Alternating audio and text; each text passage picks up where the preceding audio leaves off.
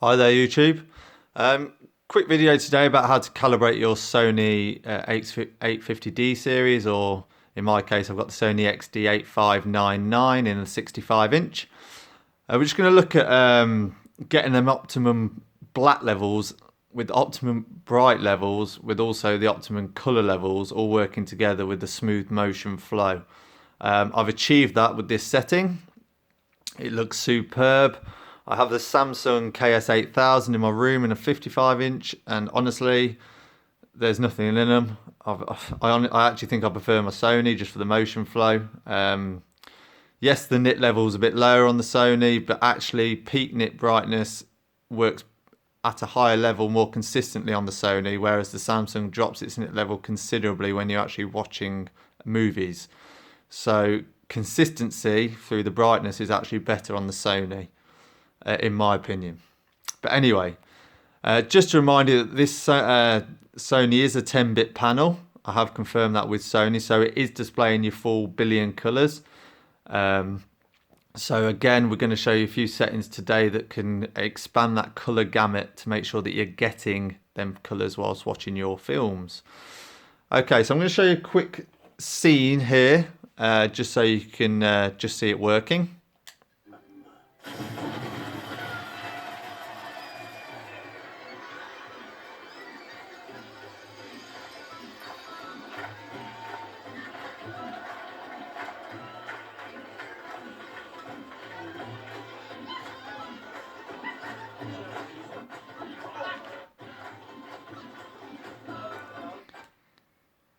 So as you can see, it looks really good. It doesn't quite do it justice filming it through my phone, I must say, because some areas obviously look over bright, but in real life they don't. They look just perfect. If I just go back a bit to this this scene here, something I noticed earlier. There's a good example of good whites with blacks.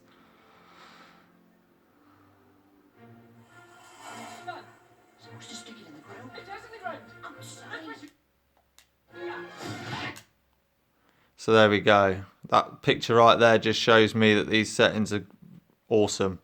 If you look at the black bands at the top and bottom screen, they're actually off pixels right now. So that's true black. Now if you look at the black on the screen, that literally merges into that black band perfectly at the top right hand corner. There is no difference in real life black to that black and that black on the screen.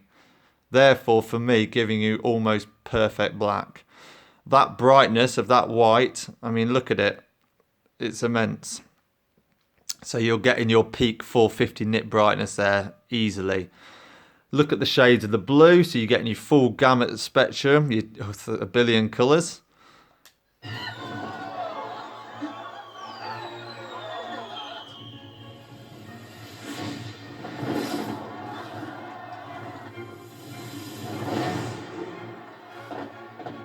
And you get your reds coming through.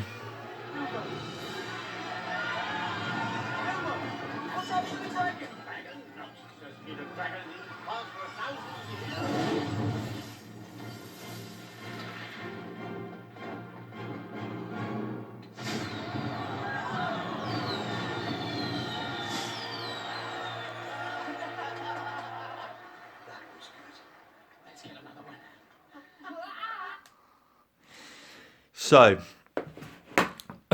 as you can see, that was bloody impressive in my opinion. It's given us the blacks we want, the whites we want, the colours we want. It's all there. Okay, and this is the Sony XD8599. So whoever says it doesn't do what you want it to do, it does. You just got to calibrate it right.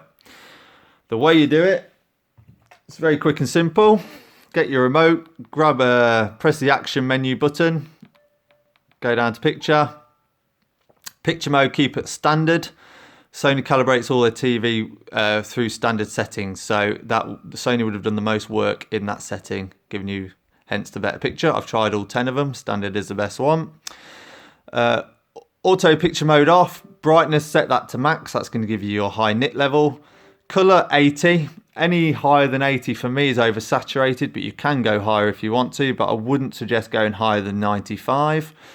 Also, 80 could be a bit too colourful for you. Again, though, I wouldn't go lower than 65. I think 80 hits it perfect for me. Light sensor, keep that off. If you turn it on, it'll just make your screen black. You don't want that.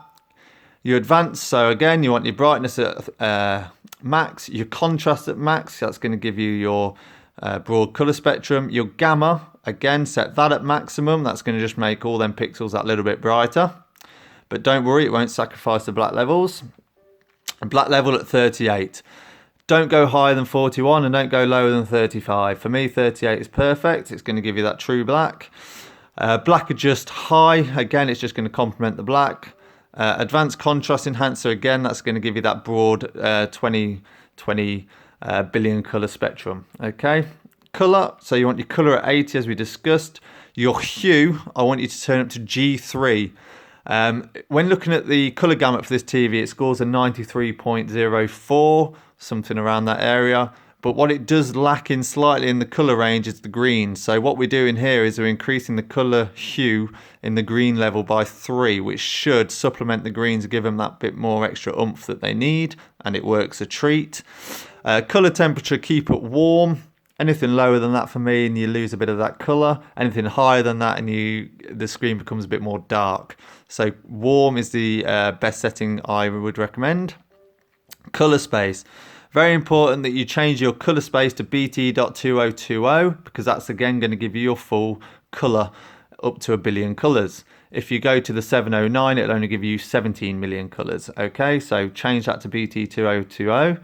Your live colour, again, will just enhance every one of them colours, so turn that up to high. Clarity, sharpness, keep at 60. If you can go lower, but I won't go lower than 50. You can go higher, but I won't go higher than 70 or even 65, 66. Because if you do, you're going to start seeing graininess on the screen and it's not a very good picture. Reality creation, you want to keep off. I've tried all the settings. When you turn it on, you start getting artifacts on the screen, which make the picture worse. Random noise reduction.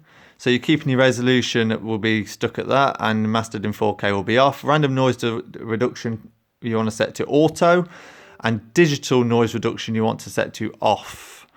Finally, we got the motion. You want your motion flow set to true cinema or standard.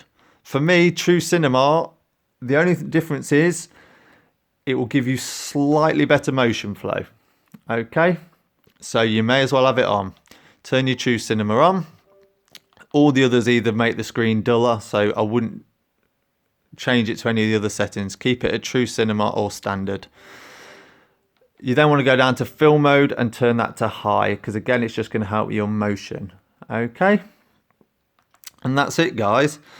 Two things that you need to make sure that you have done is you need to make sure that in your HDMI settings, so if you go to your home screen, go down to settings,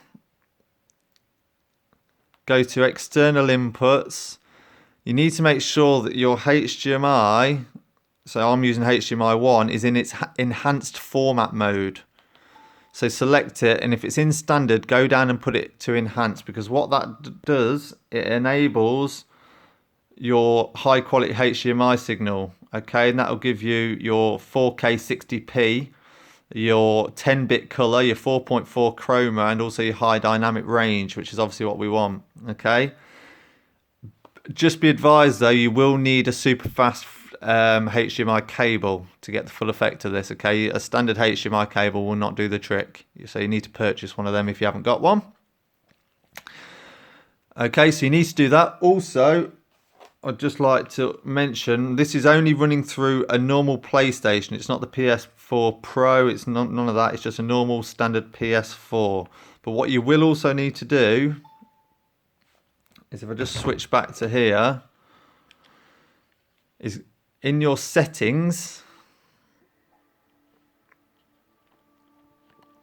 okay, so you go up to your PlayStation settings, go down to sound and vision, or sound and screen even, video output settings, you need to go down to HDR and change that to automatic, and that's going to give you your deep color. Okay, so basically that is going to give you your 4K 60 frames, 1 billion colors with this TV. Your deep color output as well, you need to change to automatic for the same reason. If them two are not selected, as well as your HDMI input to enhanced mode, you won't get your billion color bit range, okay? And you won't get your high dynamic range, or HDR10 as Samsung put it, okay? Just to confirm, this TV uses 4K HDR, okay? It easily matches the HDR10 standards, okay?